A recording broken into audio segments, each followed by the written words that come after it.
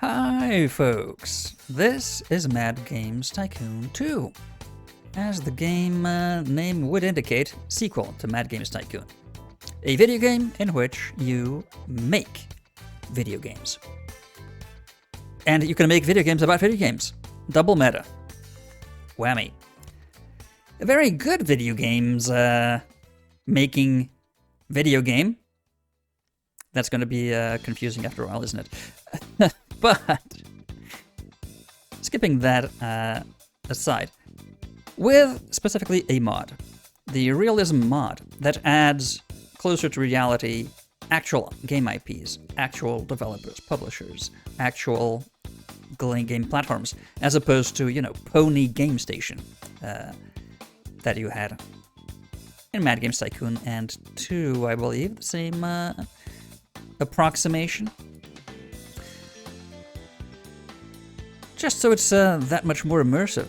I prefer it quite significantly to the base game.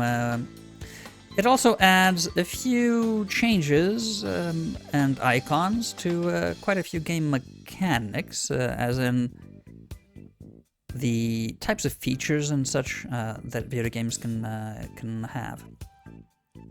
So this is a game we're going to be playing at a very high difficulty level because, well, I'm used to the game. I know the game mechanics for the most part like the back of my hand. Oh, what's that? A new mole I hadn't noticed type thing. And otherwise, it wouldn't be much of a challenge for me.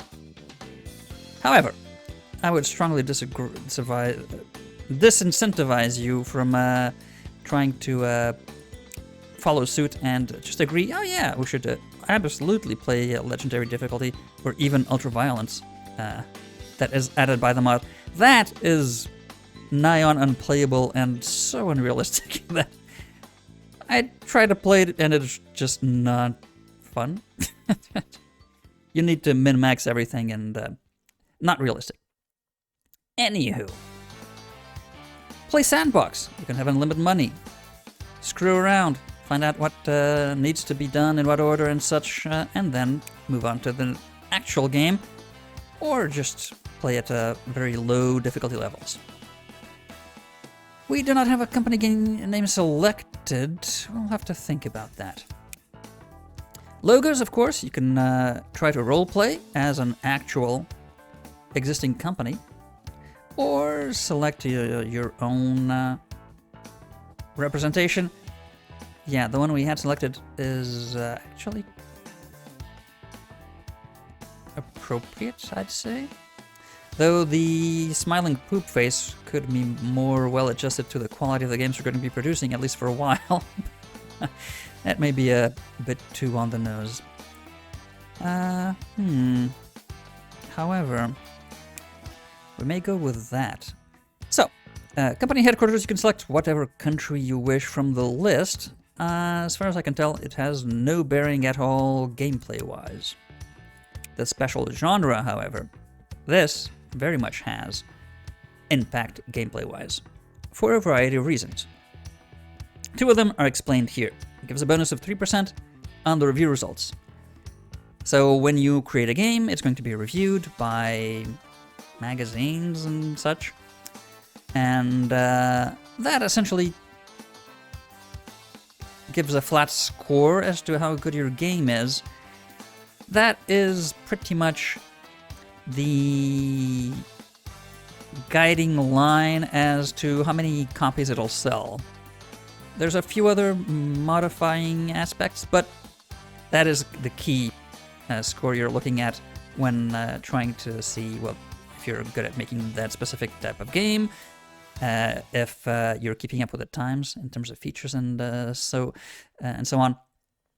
Plus 3% might not seem like much. It could be crucial for avoiding a stinker score, because if you go too low, that can have really bad consequences, especially if you produce several terrible games one after the other. But it can also go the opposite way, because 3% could be the difference between having a Game of the Year or not. So, yeah, that's pretty important. Even more important, your fans will never get bored of this genre.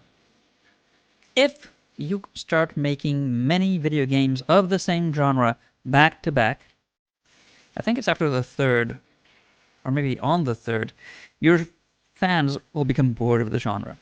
Because one, two, I mean, come the fourth or fifth game of the exact same type, that might not be the house brand, as it were, the specialty genre, players will just start losing interest. Not so with a special genre. Selecting which special genre you want, however, that is more complicated. Several reasons. Some of these will not be available for a long time. MOBA. Hello? These will typically be online. There is no internet in 1976, and there won't be for a long time.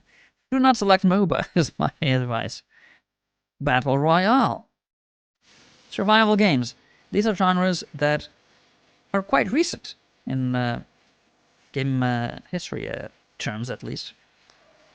So we're going to keep it simple and go for game types that, one, are suitable for multiple types of platforms.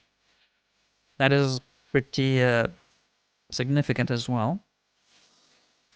But also that are available from the get-go, from the very first few months of the game, so that we could start making our games directly from the get-go in our preferred genre.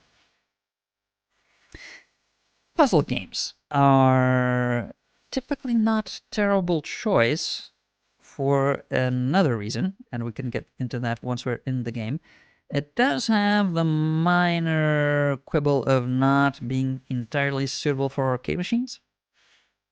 A bit specialty in terms of game impact. Arcade machines may not be the main focus of our gameplay. We'll get to that at the appropriate juncture. Difficulty level. Yeah. Start at medium. That's a decent challenge, depending on other settings for the game. You'd be able to manage successfully at a medium difficulty level, I'd wager, most likely. Hard, very hard, and a legendary. Legendary can be tough. You're going to be counting pennies. Every single game dev point and specialization and scrounging around for every single additional angle you can get your hands on will be important at this level. Starting year, self-explanatory. Quicker start, pick a later date. This can be more challenging. Well, yeah, because you'll have a lot more things to research from the start, and yikes, that can be a bit overwhelming.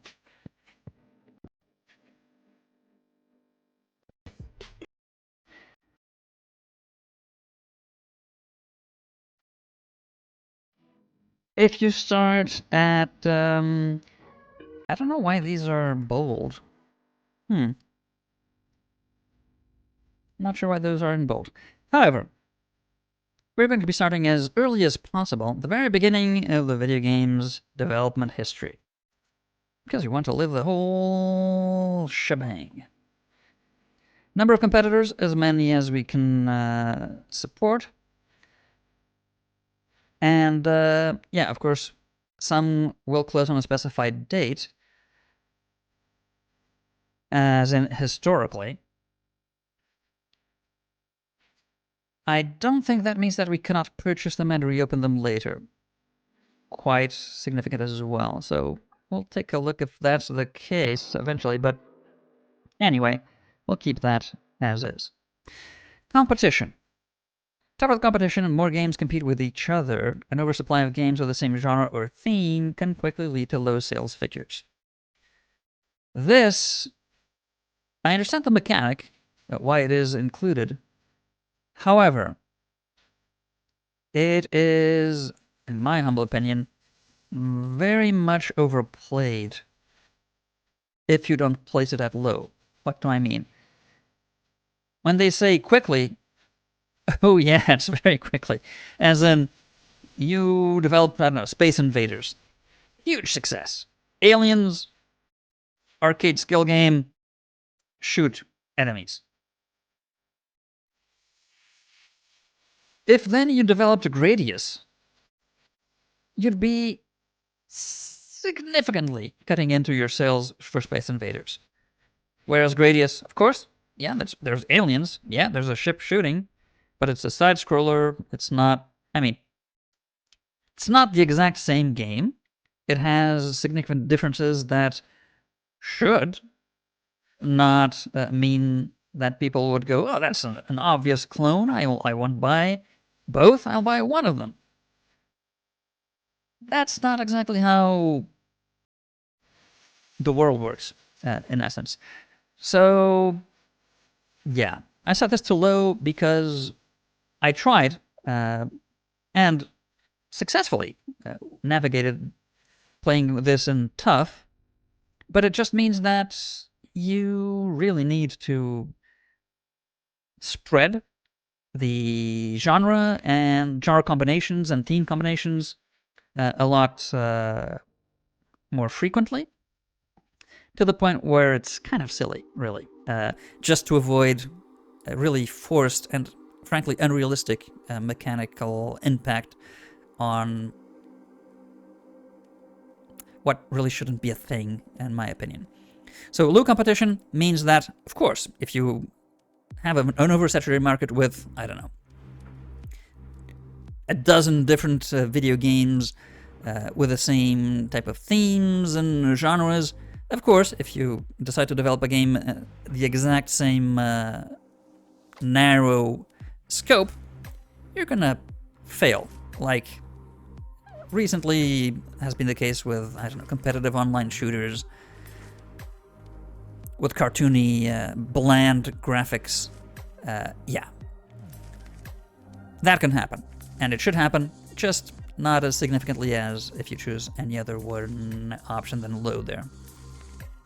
Development time, standard, which is quicker than real development time, I believe. Short, even shorter. That is highly problematic in my opinion.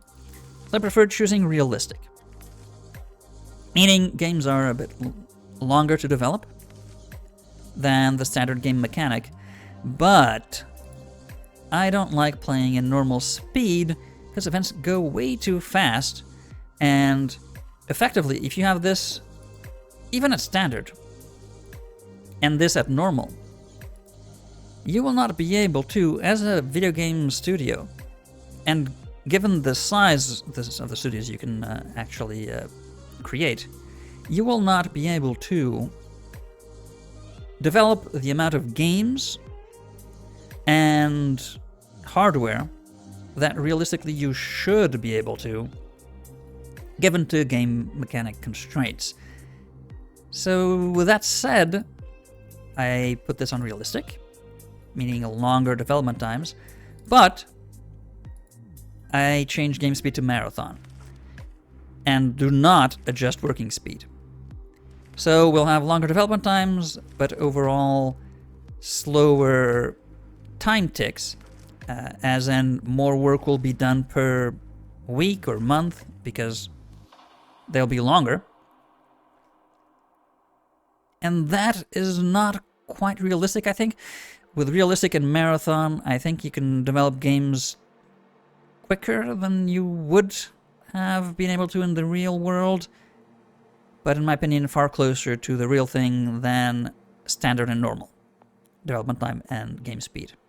Just my 2 cents there. If you wish to really challenge yourself, click on this. Toggle this on, and yeah, you'll see that you'll have a tough time keeping up because your guys really work much too slowly, in my opinion, as compared to what they should be able to do in the real world. But anyway, while faster speeds increase the difficulty, yeah, leaving adjusted work speed checked equalizes the amount of time needed to complete a task to the given game speed. Not to a realistic point, I don't think. But yeah. So, given our specialty genre, I think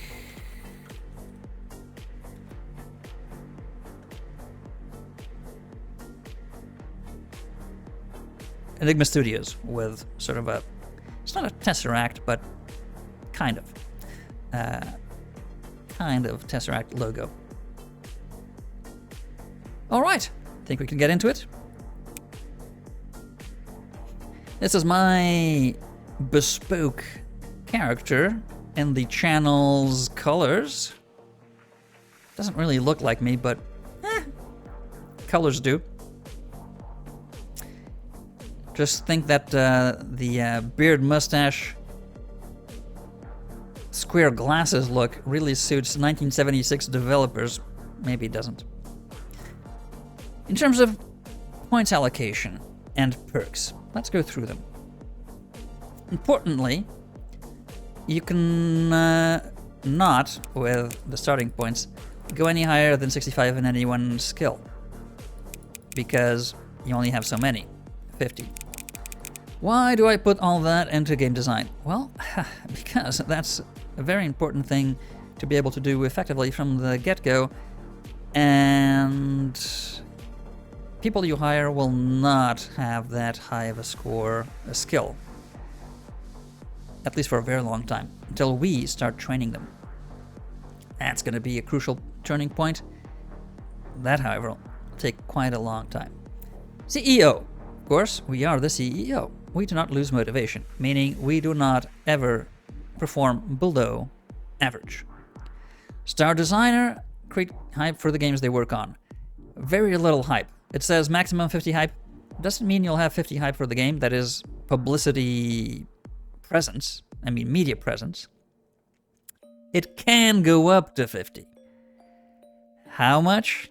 Very little. Inexhaustible. Do not need breaks. Important. Do not waste time. Error-free. Never create bugs. Good. You don't need a department fixing bugs.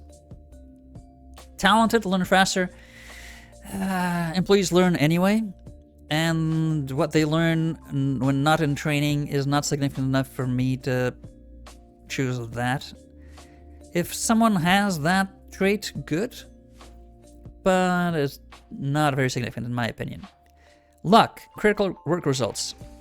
That's pretty good because critical work results give extra points and quite a lot of points sometimes. I like that. Movement speed is increased. Well, if they went to the bathroom a lot or took breaks, that would be maybe significant if the rooms are far from each other. Otherwise, not so much. Not make dirt and garbage. Yeah. There's not going to be much dirt and garbage anyway. We'll have workarounds for that, because cleaning up costs money. Medical miracle, never get sick, and please don't get sick too often anyway, and if you have medical kits, don't go to the toilet. Again, not super significant. People don't go to the toilet all that much. Leadership skill, give a bonus if they are deployed as lead developer. Now, lead developer is the main person responsible for a game. You want to have this in the main person responsible for a game. All-rounder, these limits are upped because otherwise they're limited to 50 if they don't have that. So if you have that, see, that goes up to 60. Is that important? Kind of. But probably not as important as this, at least for the starting person, because this will save us a lot of time. All-rounder could be significant later, and it's certainly not a bad thing to pick when you're starting to make your dream team. Error-free all-rounders, because that will mean you'll have higher game scores. Pixel artists, very specifically aimed at retro games, not something we're going to be focused on. Ports, different platforms, either. imaginative when developing sequels, higher gameplay points, very situational. Gameplay points are simply based on game design skill for the most part, and game design, so gameplay functions, and different what's the word I'm looking for? Different game design choices. So yeah, game engines, we're going to be developing them, but I mean, we're not even experts for that. Workaholic for contract work. We'll be selecting people for this, but when we have specifically dedicated contract work offices. Not important for our main devs. And efficient, they're marginally faster. Sure, sure. Not as important as never going on break or getting lucky very often.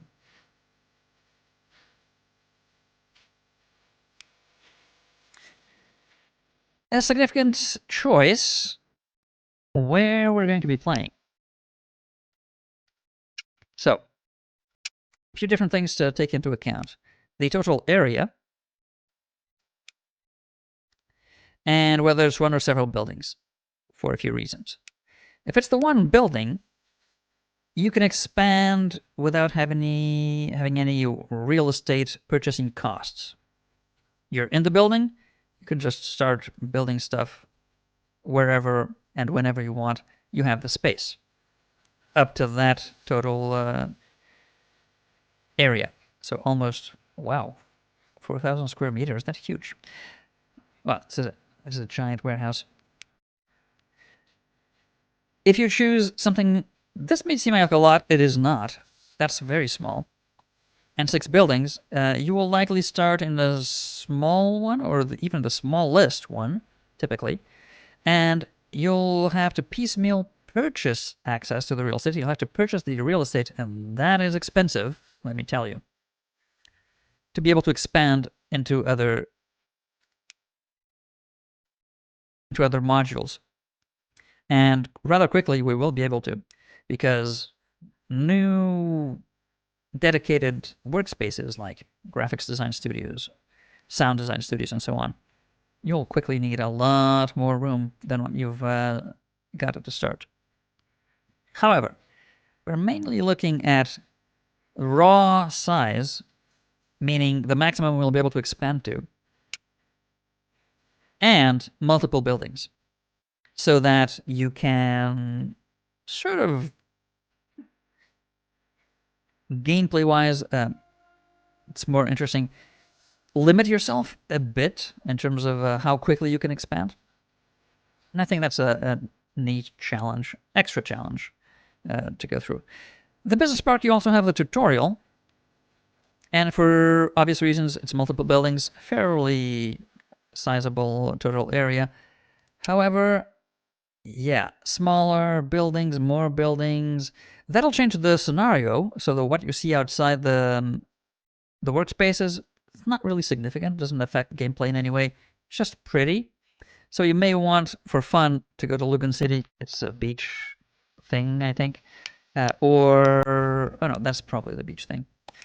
Or the European Manor. I mean, they have interesting setting. However, the abandoned bunker is almost as large as the giant warehouse. 9 buildings overall, plenty of room to expand into. And you can place things outside so that people, when moving from one room to the other, they can have benches and whatnot in the public spaces. So, increased random factor for reviews, plus or minus 3%. We can increase that to a maximum of 12. That is very risky. So, I'd like to have randomness, just if for no other reason, to have a chance of either having a slightly better review, just on pure random luck, or worse, which can significantly affect you. I tell you that. But we're not going to be worrying too much about that. So in any case, we should be able to, with plus or minus 3, to have a decent variety and not be stuck with the same score for the exact same production values on back-to-back games, for instance. Random platform popularity. You can vary that completely or not much. I like to add some variation so that you don't really know whether, say, the 8-bit generation to be set in stone who gets to be the most popular platform, or the 16-bit or 32-bit and so on. So if you pick the wrong horse, you may not have specialized in the best platform possible.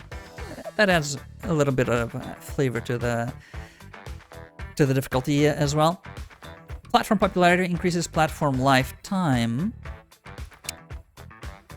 We want that, because a platform sells a lot. I mean, it should theoretically increase its lifetime. I mean, think PlayStation 2, for instance. Random game content settings, genre combinations, or suitability, I do not click on those for good reason, because it is... If you've played the game a lot, you may have memorized settings and combinations and so on.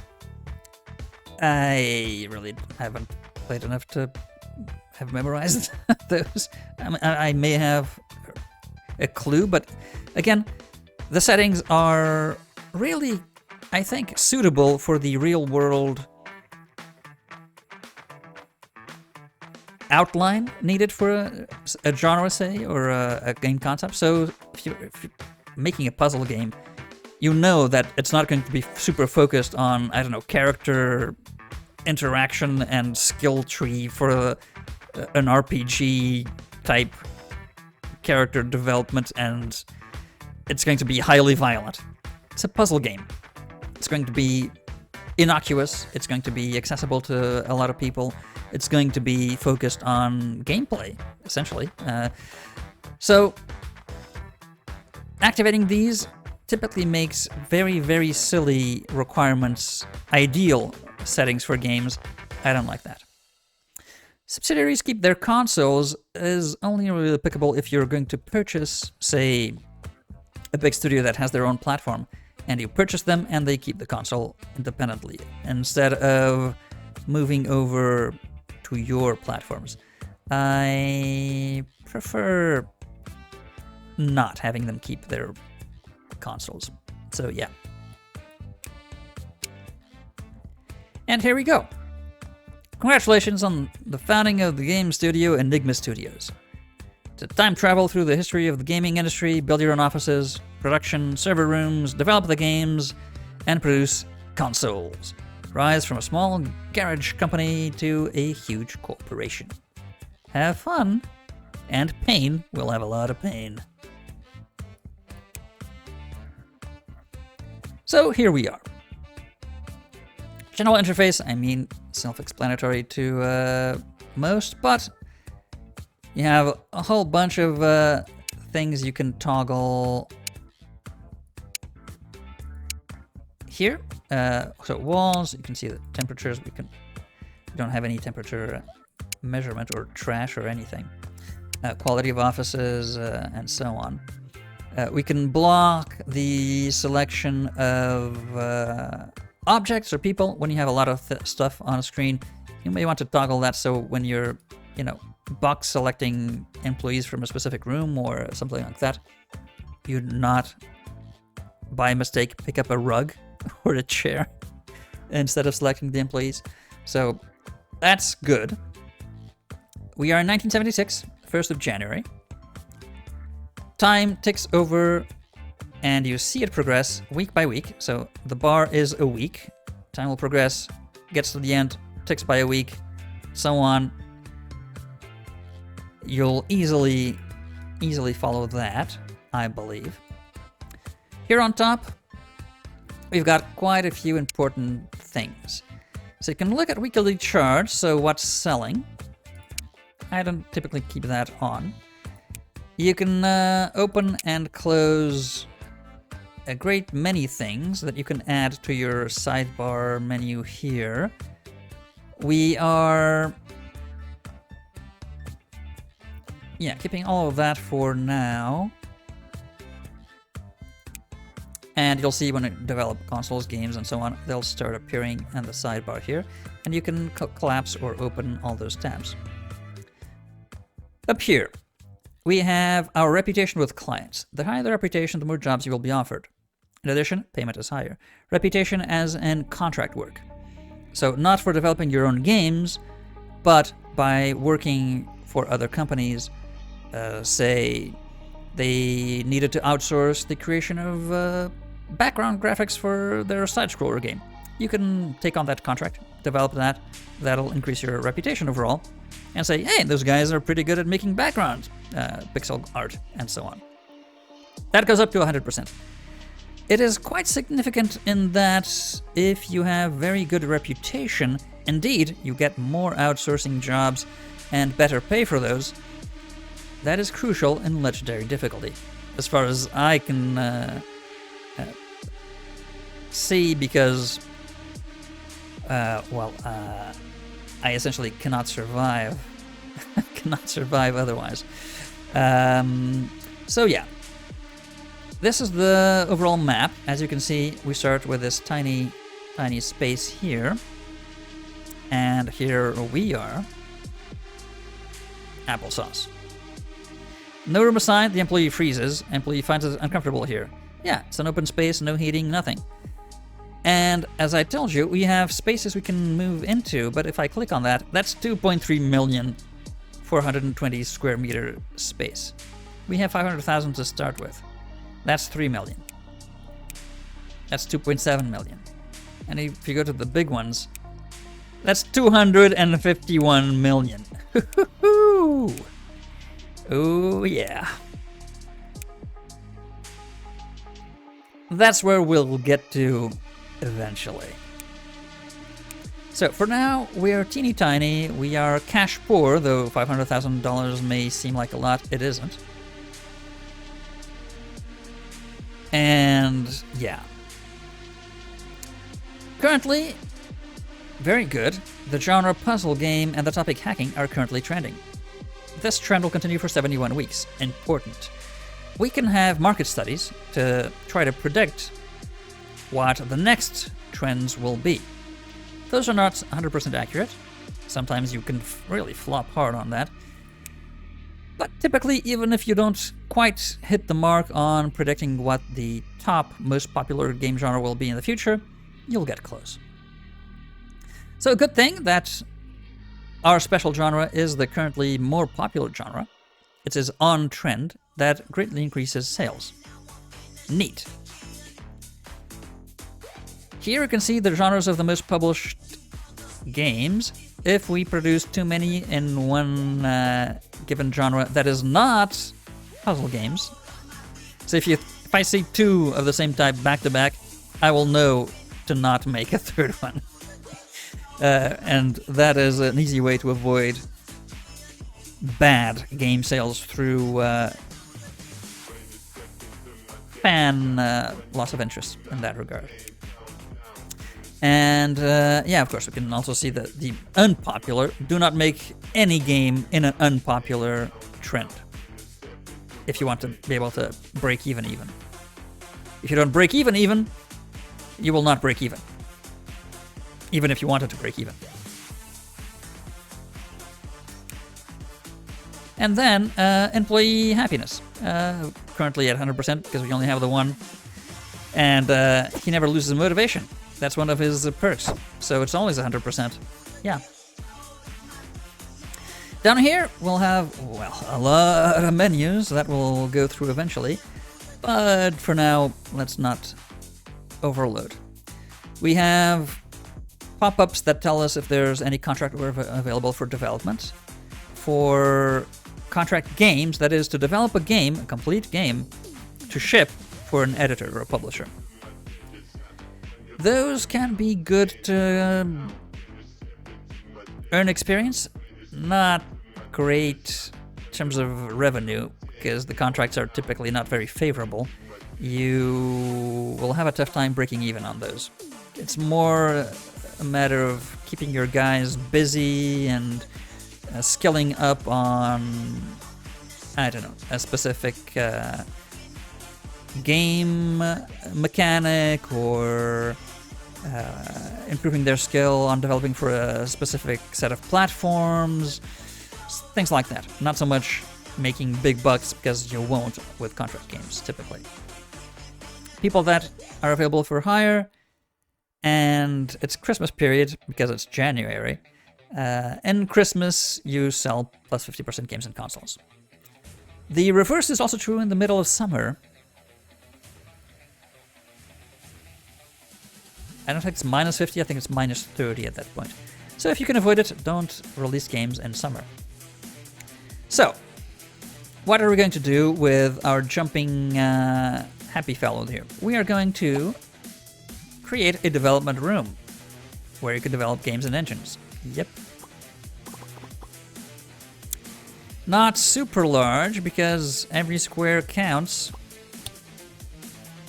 Money ticking. In fact, do we want to make it that large to begin with?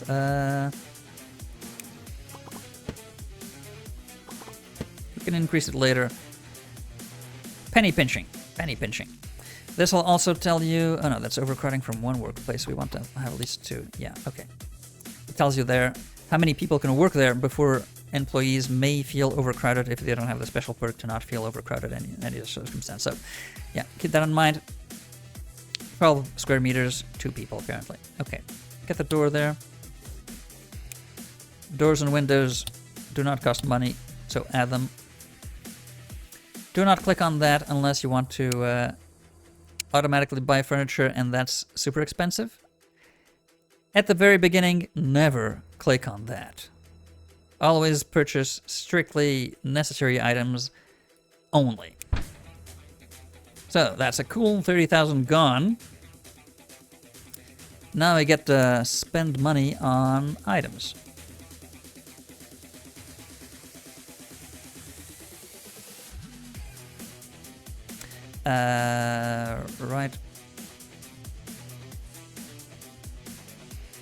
Right mouse. Oh yeah, to click on the right mouse and wheel. I haven't played this in a while. To rotate. Okay. Do we want a second one of these already? No. No. So let's try it and keep him close to the door.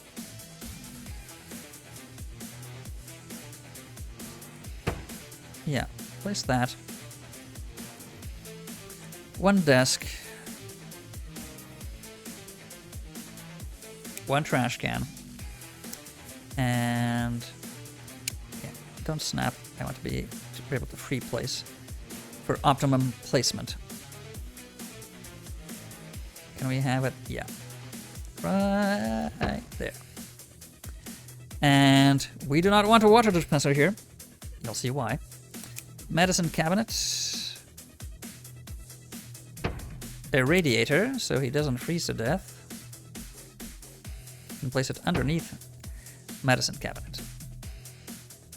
Now, sundries, so that the work environment is nicer. I like putting plants. So a nice little sunflower, for instance.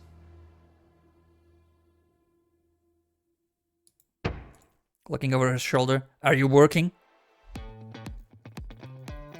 You can, of course, well, once you have the awards and so on, place those in, but we don't have any. What should we have him inspired by? The truth is out there. Solve the puzzle of alien abductions, yeah. A lot of variety, carpets and so on. Not going to be bothered too much by that right now. So, pick you up, plop you down. Going to lock that for a bit.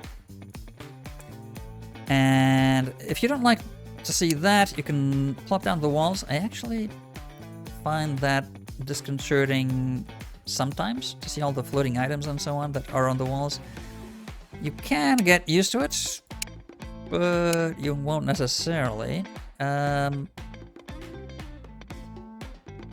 I tend to change my opinion and leave it up or down, depending on the room configurations.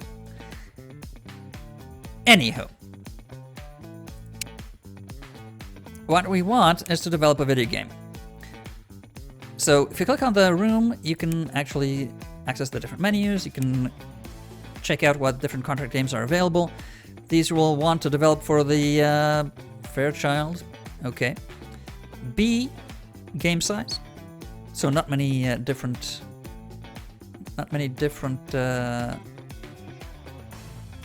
features. None of these pay well. Yeah. So as you can see, they would pay 11,000. Bonus is the amount you get if you actually develop over the score, the review score that is plopped down there. If you score under, you do not get the bonus. And you're screwed, because 11,000 is way less than you'll be spending to develop the game. So as I said, decent option to develop your skills at a different genre, or maybe on a different platform, because there's that aspect to take into account. You may not be good at developing software for a given console. You need to practice at that. And contract work, you can develop things for other studios. So now Atari, for instance, is asking outsourcers to develop a collision system. So that's programming, I think, mostly. And they wanted it at most 8 weeks. You can have an idea on, based on the workload, how long it'll take your guys to do it. 19,000, it's not terrible. Contract work can be a solution to money problems. Really can. So, to begin with, we will have to be able to do anything and everything ourselves. And with that in mind, we also need the facilities to rest and go poo-poo and pee-pee. So, let's see. Do we have the lounge to the right and then toilets, or the opposite? Say we have the lounge first. It needs to be 3x3. Yes, 3x3.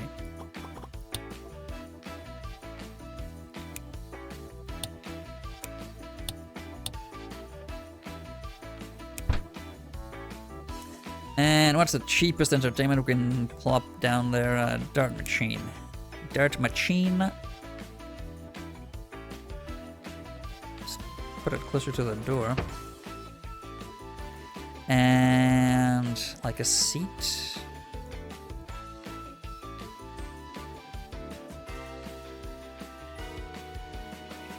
Yeah, let's give them an armchair. Orange. That does not have enough space over there, so let's plop it.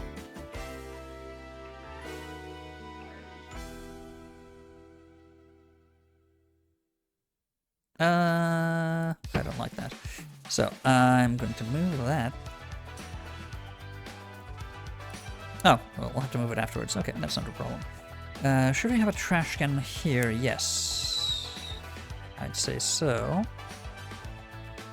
We'll certainly need a radiator.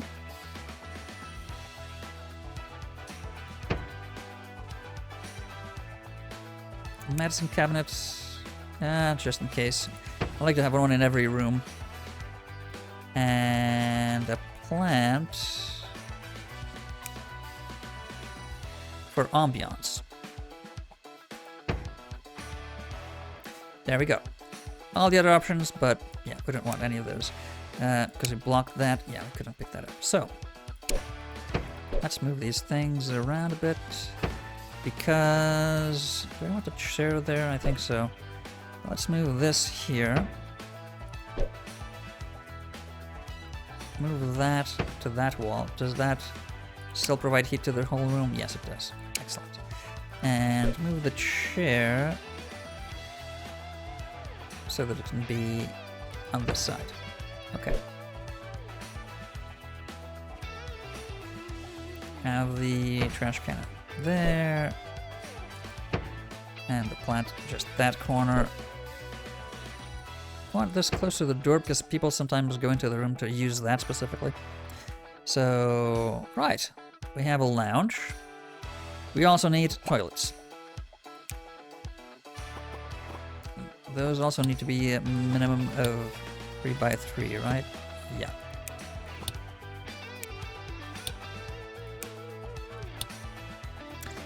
Do we want...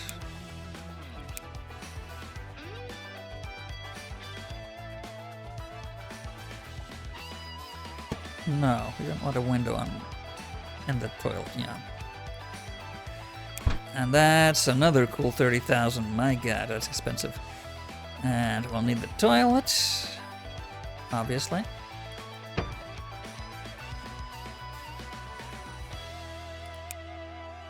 Can we? Nope, can't place it there.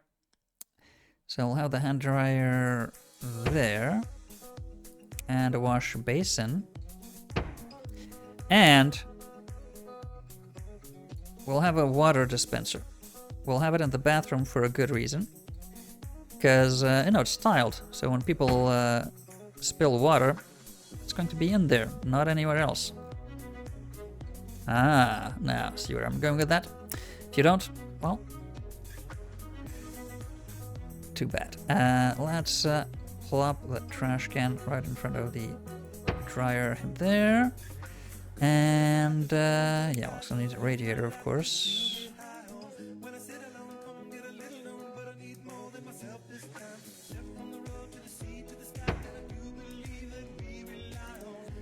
And, yeah, I think that's it. Oh, should you have a medicine cabinet in the bathroom? Sure, let's add it there. Right, fully functional office. People can rest. People can take care of their biological needs.